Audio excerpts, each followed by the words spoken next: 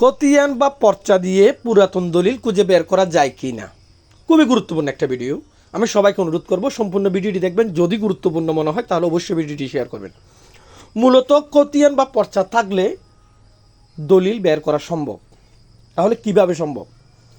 মূলত যাদের খতিয়ান আছে কিন্তু দলিল নেই, বা আপনি জানেন না আপনার পূর্বপুরুষ আপনার বাপদাদার নামে কোন সূত্রে কোন রেফারেন্সে রেকর্ড হলো আপনি জানেন না। আপনারা যদি আপনাদের দাগ নাম্বার খতিয়ান নাম্বার থাকে, এই দাগ নাম্বার খতিয়ান নাম্বার দিয়ে ওয়ার্কিং ভলিউমের ড্রাফট উত্তোলন করতে পারেন। এটা হচ্ছে একটা মাধ্যম। এরপর আরেকটা মাধ্যম আছে, ওয়ার্কিং ভলিউমের ড্রাফট ছাড়াও আরেকটা মাধ্যম আছে।